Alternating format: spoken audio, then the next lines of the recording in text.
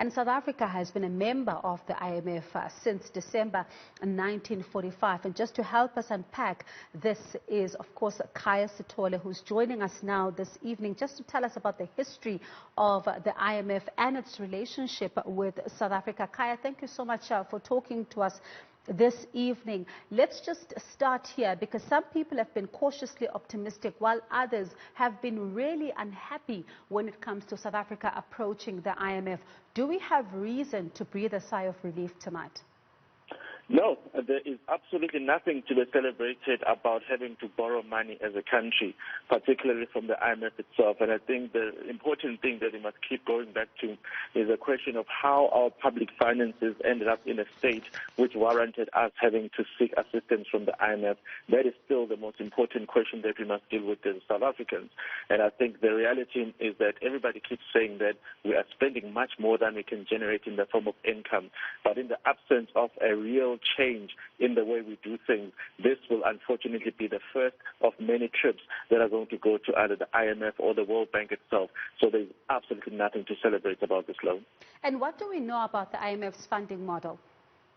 Well, the IMF funding model has got a very, very checkered history, and I think the problem with the IMF is that it does understand that it is an institution that people go to in times of desperation. So nobody voluntarily goes to the IMF. It's people who really have exhausted most of their avenues, and then they approach the IMF with the request for assistance. Now, the big problem is that by the time you end up at the IMF will simply ask, what do you think are the reasons you've ended up having to ask us for money? Is it because you're struggling to manage your costs as a country? And if you are struggling to manage your costs as a country, well, tell us what those costs are. And the condition that we're going to put, the condition we're going to put as part of the loan agreement is that you must then fix those costs that led you to knocking on our door.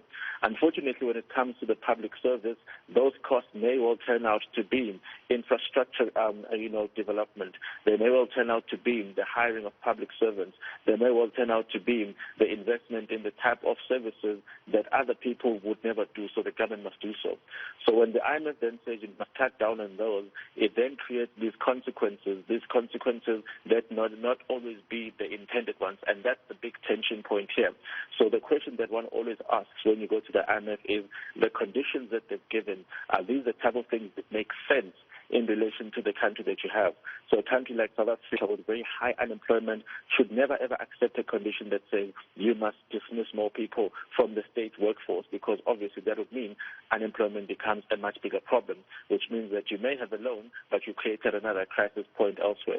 So it's very important to always study the conditions that the loans come with. The important thing, though, is that in relation to this particular loan, this loan is coming from the IMF's own emergency fund.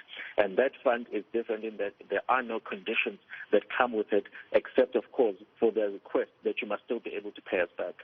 Well, Kai, I'm going to ask us just to pause there for a bit. We have to go for a quick ad break, but on the other side, I just want us to probe further, around the anxiety that has been created by South Africa, approaching the IMF, and what are some of the consequences if we can't pay?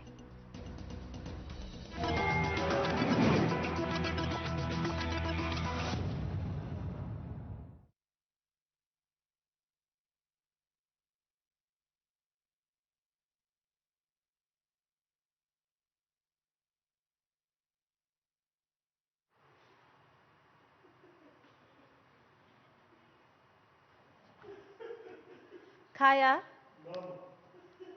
Khaya? Yes, I'm still here. What we'll do now, we're going to try you again on Zoom, and then we'll try to pick up the audio, your phone. But Zoom didn't work out, guys. Zoom didn't work out. It's a risk. Let's just stick to this one. Okay. Guys, Khaya says let's just stick to the phone. Okay, sure, no problem. Cool.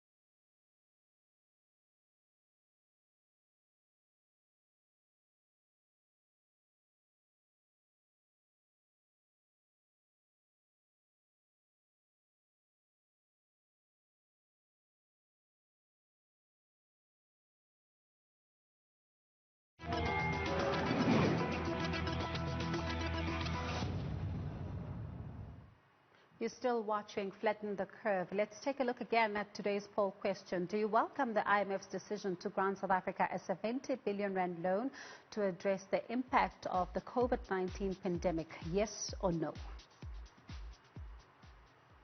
And we're still in conversation with Khaya Sithole there. Khaya, some wonder, about the history of the IMF when it comes to a time of crisis. This has created, somewhat skepticism and anxiety. Do you also share these sentiments? Yes, I think obviously if one really looks at the history of how the IMF is engaged, particularly with developing countries, it's definitely a valid concern to really interrogate what it is that has been put as conditions relating to whatever funding has been advanced to any particular country.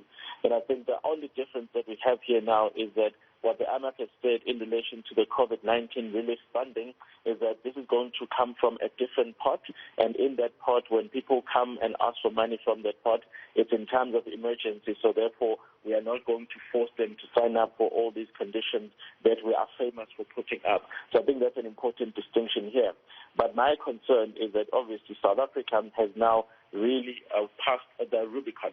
And I think the point of no return is that South Africa has always been acutely aware that they do not want to go knocking at the doors of the IMF because of the fact that you then lose the ability to decide how to spend your finances because the IMF will simply say, no, you can spend it there and you can't spend it there. So that's always been the fear. But the problem that we have now is that even though we've gone only because of this healthcare emergency, let's face it, we all know that in the South African context, these types of costs and these types of emergencies are going to become our new reality, particularly when you listen to SARS saying that we've lost 300 billion rand in foregone tax revenues in this year alone, which means that our need for money is going to only accelerate. And now that we've already started the door, or well, opened the door to the IMF, it's difficult to imagine how we're going to resist it in the future. And Khaya, I spoke to an economist about 2 days ago who said that the oversight may not really be such a bad idea because we do seem to need it as a country because we're not investing in the right kind of sectors. Don't you think that that oversight is welcome here?